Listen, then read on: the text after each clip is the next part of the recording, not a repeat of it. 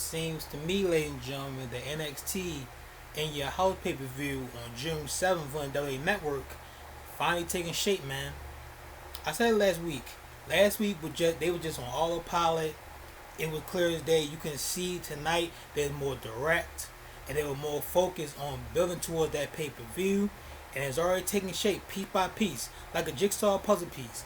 It's all taking shape, and we already know what matches are now official, and we already know what was coming towards us. And man, was that main event predictable. Everybody seen it coming a mile away.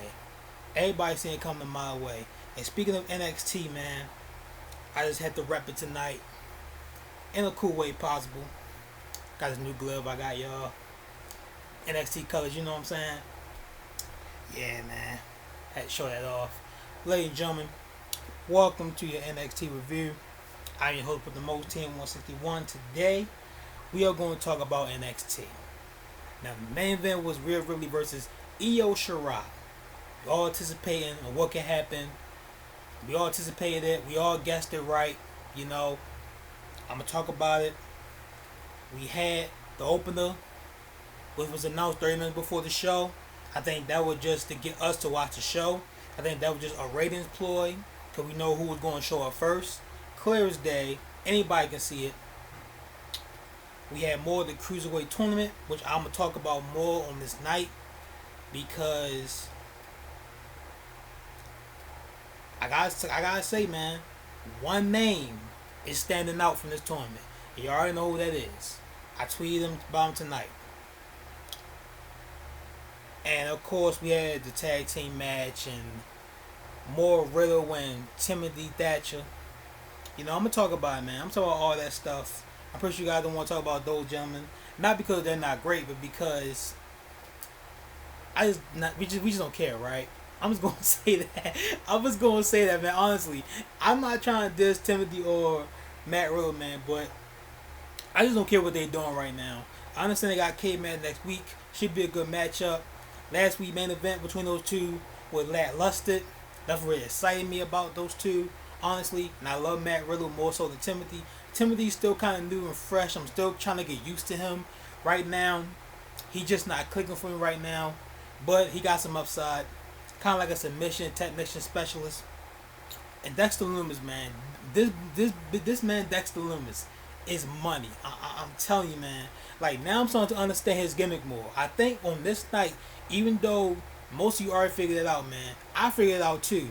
But I'm starting to understand it more now than ever before. It's like I have a new set of eyes for this guy. And he reminds me of a certain someone that I'm going to mention. But let's break it down, man. Let's break it down, this NXT edition of the review.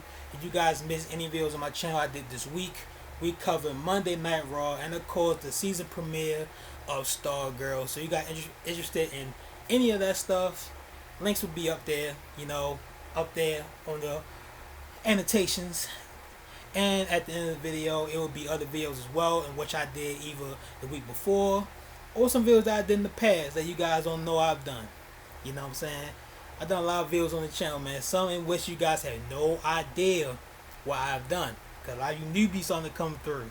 So I gotta show you guys of what I was before we got to this point. But let's talk about it, man. Show kicks off with Karrion Kross pretty much just demolish it. Should I call it demolish or destroyed? You know, either one sounds okay. Just demolish the jobber here in like about a minute. Okay. Then we got Tommaso Ciampa, man. Love that theme music. No one will freaking survive, man. And it's crazy how you hear that theme now, because you hear that theme and you got Kross standing there with Scarlett, and you look at Kross and you like, damn, man, he's the one that actually fits that theme. Like, no one will freaking survive when he comes out. You know what I'm saying? No disrespect to Ciampa, but you know, standing next to Kross, he looks more intimidating. That's what I'm trying to get at, y'all. But anyway, we got the obvious here. You know, Ciampa pretty much laid down the gauntlet, telling Kross that at TakeOver June 7th, you and me got a date. It's going down, y'all. Tommaso Ciampa versus Kross is going down. I'm excited for it. I think that's probably could be the best match of the night, possibly. There are more we're gonna talk about. We're gonna talk about all the matches at the end of the review, but that's the first that was official. We got Kross, Tommaso Ciampa so far.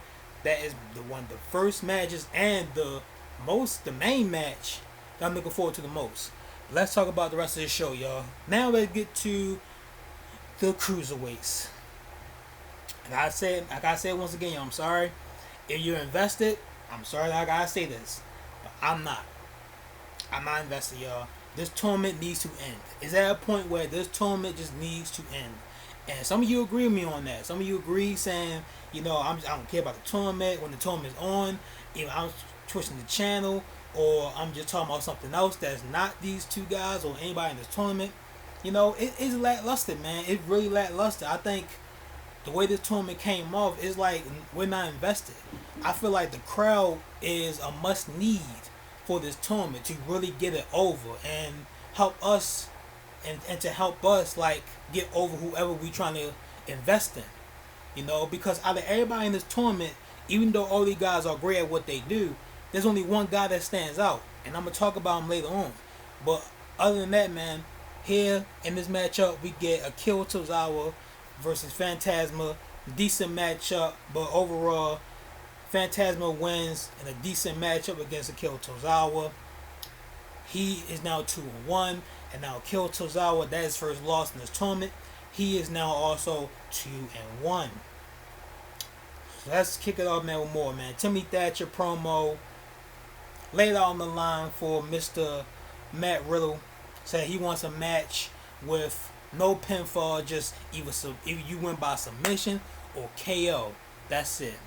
So he just laid it out for Mr. Riddle. He wants another match because of what happened last week. And after what we seen the last time, a match in which did not impress me as much, me personally didn't impress me as much. Do I really want to see this again? I don't know, man. Like, let me know what y'all think about that match. Matt Riddle versus Timothy. Like, y'all want to see that again? Because I'm sitting there like, it's one of the matches which I'm just not interested in seeing. Maybe I need to give him more of a chance, I assume, but I don't know, y'all. I just don't care about it. I just don't care about this matchup. Let's move on. Chelsea Blackheart, man. Chelsea Blackheart. It's not the first time I heard her speak, but I'm listening to this promo here. Talks about Dakota. Talk about Rhea Gonzalez. And just the way she comes off, man. I don't know. It's just that I was feeling it. You know what I'm saying? Like, the way she just came off in this promo, I was really digging it. You know what I'm saying? Like, I felt like it was a very fire promo by her. I think she definitely stands out. And it's weird because I look at her and I'm like, she definitely has potential to stand out. Not because just of the way she looks, as far as like the green hair, like, you know what I'm saying? But with the tank and everything, like the rock and roll personality, like she kind of stands out in that way, But then I look at somebody like Mia Yim, and I've been trying to figure this out. Like, no disrespect to Mia Yim, I love Mia Yim, but what have I stated about Mia Yim so many times, y'all?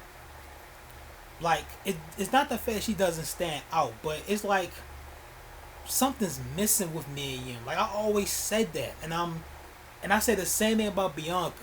And then when Bianca finally got to that point in which she was like finally getting a push, like a main push in which she was going after Rhea Ripley when she was the NXT champion. That was when I was like, Bianca is finally finding herself, man. It's like Bianca, it was something different about Bianca Belair at that point. I was really starting to feel Bianca more than ever before. And I really wanted to see her become the champion at that point, y'all. But when it comes to Mia Yim, it's like, I have not found that yet with Mia Yim. When it comes to Mia Yim, all I see is an enhancement talent. That's all I see. And Candice LeRae kind of made fun of that tonight when she brought up the fact that she lost to Charlotte. Because anybody going to lose to Charlotte because she's Charlotte. Flair. I got to add that part, by the way. But anyway, yeah, man, Candice LeRae brought that fact tonight. Brought the fact that Mia Yim is already going to receive the end of a loss when it comes to the big moment. That's what it really feels. When it comes to that big moment, Mia Yim loses. She always dropped the ball. She pretty much feel like an enhancement talent. And I hate to say that about her, but that's the honest case. So it had to be a point in which Mia Yim finally gets that. And think about it, Mia Yim honestly had that push in which she was going after the NXT Championship, but when she went after Shayna Baszler when she was the champion, it felt like it was way too soon for her to capture the championship. It felt like it was way too soon for her. I think it was real too soon. I think nobody really behind her yet, and I feel like nobody is not behind her now. That's how I feel about Mia Yim. But I still love her though. You know what I'm saying? I love Mia Yim personally, but I feel like she doesn't stand out. And I think Chelsea Blackheart stands out. At least right now. At least right now. I say a lot. I've noticed that lately. Some of y'all, one of y'all pointed out in the comments, one of y'all said I say a lot. I don't know where I don't know where I got that from. It's weird. It's like a little habit I got going on now in these reviews. But yeah, man. Mia Yim, like I said, I don't want to say that she doesn't stand out, even though I just said it, but something's missing. That's the best way to put it, y'all. Something is missing with Mia Yim, and I feel like right now she's just not clicking yet. But hopefully she does soon. But let's continue, y'all. Speaking of Mia Yim versus Santana Garrett. Match ends in a minute. You can't invest in Mia Yim, but she just squashing someone in a minute, But it was expected, Didn't expect the match to go that long, but I didn't expect it to go a minute, It could at least went like 3 minutes, like 5 at least. But anyway, this lead to Candice LeRae and Johnny Gargano coming out. Now here's where things are trying to turn. They are turning it around for me, man. Because week after week, I've been standing here telling you guys that I am not invested in the heel characters of Candice LeRae and Johnny Gargano. Even though I said Johnny Gargano has been somewhat of an okay heel than Candice. But now it's like on this night, I see something new, man. It's like I'm looking at Gargano and I'm seeing the way he comes off in this promo here. And it's like, this could work. I don't know why I haven't seen it in the last 2 weeks. Maybe something different was then, but this was well different now, man. I just see the way he's coming off here. And yes, some of you also not catching it yet. Some of you feel the exact way I felt weeks ago. But I'm starting to see it, man. I'm starting to see like, okay, like this could work. Johnny Gargano as a heel could work. But I still prefer him as the babyface. As far as Candice LeRae goes, she had no choice but to turn heel, man. It's like she was going nowhere. But at the same time, I was standing there and saying, heel Candice, I don't know if this can work. But now here I am, once again, changing my mind again. Watching her tonight, just poking fun at Mia Yim, saying the fact that she lost to Charlotte Flair. It should have been my moment. I should have fought Charlotte. I should have fought Charlotte for the NXT Championship. Why you get the opportunity and I don't? It's like I'm watching her now and I'm like, okay, this is somewhat working. But I'm not 100% all in with Candice LeRae yet. Gargano, I'm not 100% all in with him either. But I'm more so in with him than Candice. With him, I'll say I'm like around 80% with him. As far as Candice LeRae goes, I'm about 60% in. It's better than what it was before. What it was before, it was like Candice to me, it was like around 20%. I just wasn't feeling it. At 20% because that little 20% was the fact that she needed it. Johnny Gargano case is like, it was from, I say 80, right? It was 80 to 10. It was 80 to 10. I'm like sitting there like, I don't want to boo this man. I still don't want to boo Johnny Gargano. And hell, I'm not even going to boo him. But as far as the heel goes, it's working. It's working. So, there you go, y'all. Johnny Gargano, Candice LeRae is working. They poke fun at Mia Yim. Then Candice LeRae win in the ring. Gargano win the ring as well. They both, Johnny Gargano didn't attack Mia Yim, but he kind of moved the rope as Candice LeRae tossed her out the ring, and then she fell out of the ring. Johnny Gargano just cheering Candice LeRae on as she attacks Mia Yim here. Then we see nowhere Keith Lee, my boy Keith Lee, come on down, protecting this girl. Goes and helps her up. Both run away. And I'm assuming at TakeOver, we're going to get a mixed tag match with the team of Keith Lee, the North American champion, and Mia Yim against Johnny Gargano and Candice LeRae.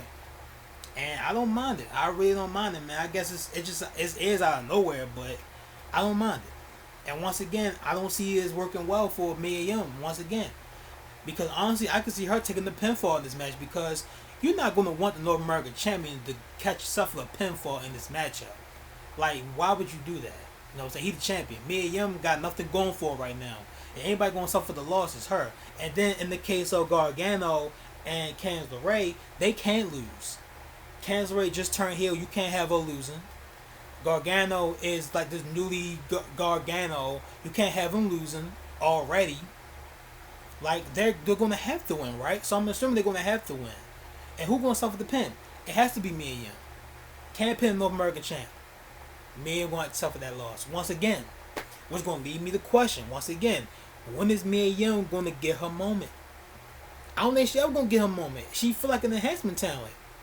You know, and then when it comes, because I know it's going to come, because we all get scared when this day comes, once she get moved over to Raw SmackDown, what's going to happen to Mia Yim then? I guarantee she's going to be buried in 2 weeks. Guarantee it. Guarantee it. Like, because Bianca Belair already feel like she's buried. I'm not trying to say she is buried. She's not being featured enough yet. But if it comes to Mia Yim, 2 weeks. I'm calling it now. 2 weeks.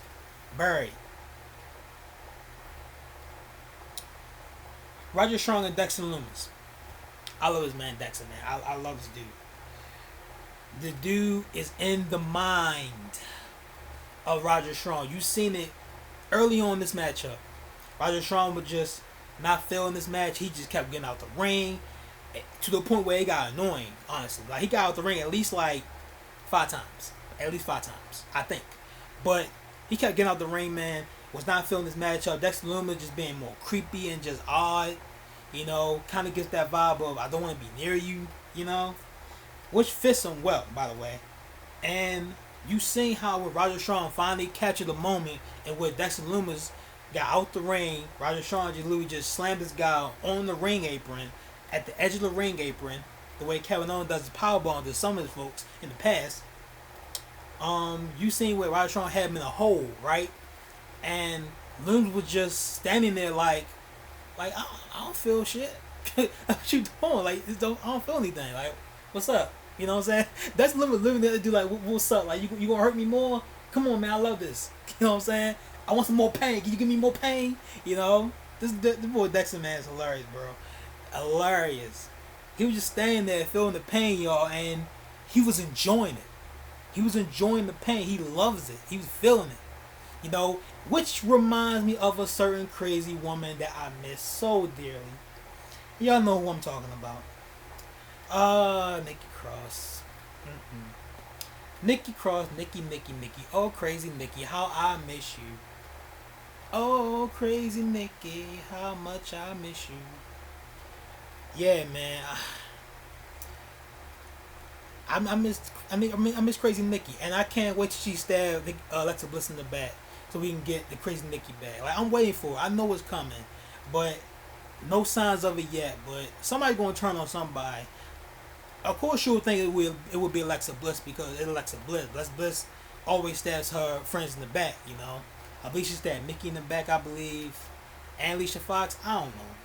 I don't know about Alicia Fox, but I think she stabbed Mickey James in the back. But which led to that match at TLC. But this has to be Nikki Cross stabbing Alexa because I want to see heel Crazy Nikki. And that's what I want to see. But anyway, we get Rodrick Strong end up winning this matchup, which then leads to Lumis just putting Rodrick Strong in the submission, just holding him there like outside the ring.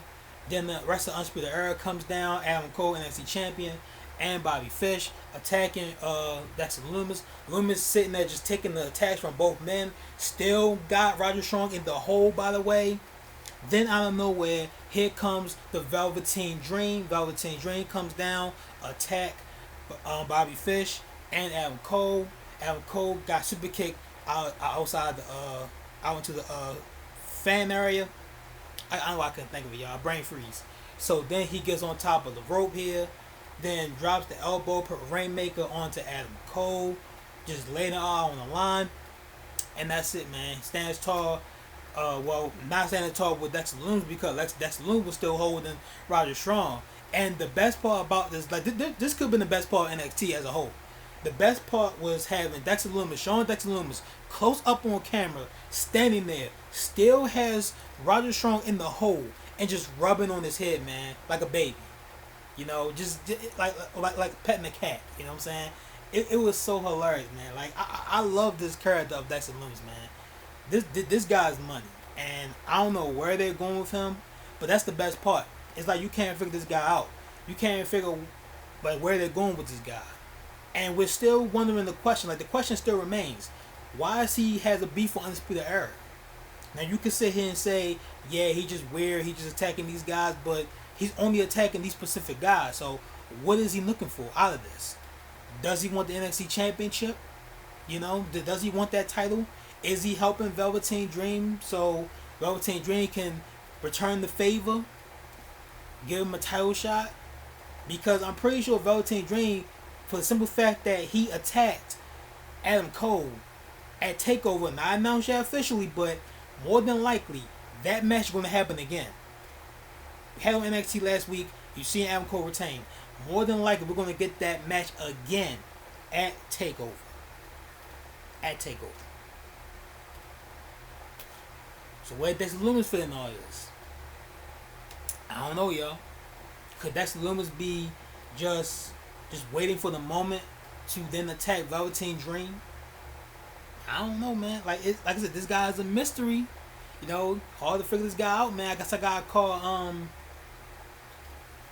what the hell is he? Oh my. Wow, the first time I actually need him here and he's not here, man. Where the freak is my Scooby-Doo stuffed animal, bro?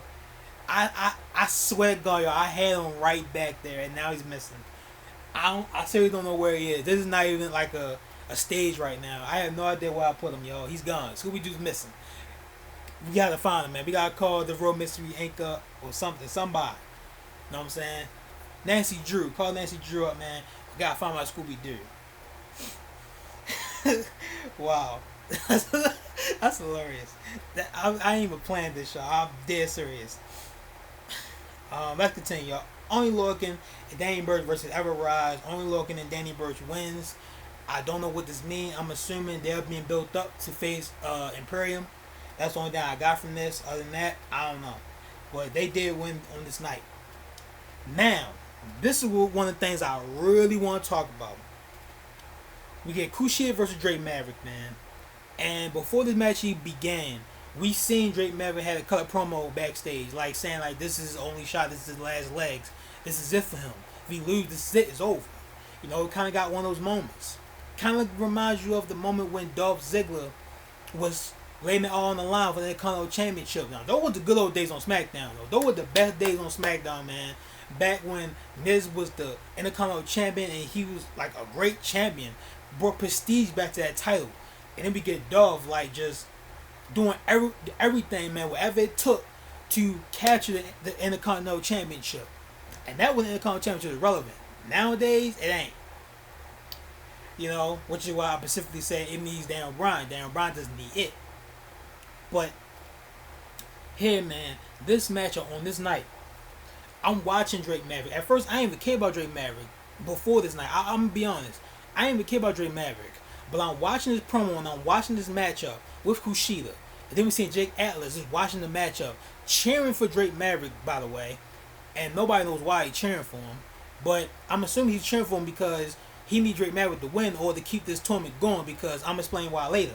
So, Drake Maverick on this night against Kushida, just fighting, man. Kushida kept putting him in that armbar, man, and he literally just telling the referee, no, I'm not tapping. I don't care what you do to me. You can break my arm. You know what I'm saying? You can slap me around. You can do whatever you want to me, man, but I'm not quitting.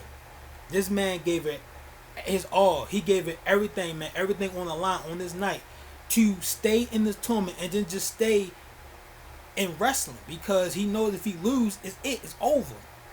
It's over. And I'm watching it and I'm sitting there like, Drake Maverick is the only one I legit, like after this matchup, and then the way forward against Kushida, and not only did he fought well against Kushida, but he beat Kushida in this matchup, just shocking everybody.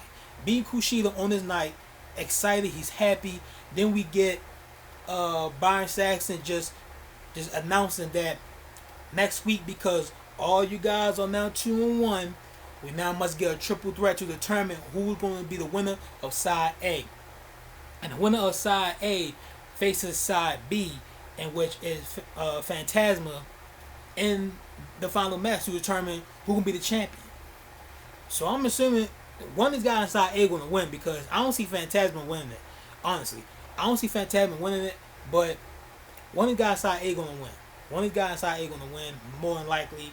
And I hope it's Drake Maverick, honestly, because he is the only one in this tournament I feel like that has character development. The only one. He the only one stands out. Of course, you got Kushida, the favorite. Honestly, Kushida, the favorite. Yes, but that's all he is. He's just the favorite. What reason do we have to want Kushida win outside he's being the favorite? Nothing. Then you got Drake Maverick. Great Maverick, as he pulling his heart out in this whole entire thing. He knows this is the last shot. We've seen it time and time again, but he's doing it pretty well. Well enough for me to say, I hope he wins the whole damn thing. I honestly hope Drake Maverick wins the whole tournament. Is it going to happen? Probably not. Kushida probably going to win next week. We get Kushida versus Phantasma, and Kushida probably going to win the title. That's probably what's going to happen. Don't be saying like, I mean, good for Kushida though. I mean, I don't hate Kushida. Kushida is great at what he does, but I'm just not investing in Kushida. I'm not investing in anybody in this damn tournament except for Drake Maverick. So I hope I'm wrong. I hope I'm wrong about Kushida, and I want to be right about Drake. Just this once, man. Just this once, I just want to be right about just one thing. You know, it kind of feels like, well, not really, but a little bit. It feels like that Ruby Riott all over again, when I really wanted her to win Money in the Bank, and sadly that did not happen. And then look at what happened with the Money in the Bank. Oh my God, I just thought about it, man. Money in the Bank for the women was a freaking waste. I don't care how it happened. I don't care that the title was in the briefcase. I don't give a damn. Money in the Bank was a waste this year. And just think about it. You could have had Ruby Riott had the briefcase and just give Asuka the championship. Or Shayna.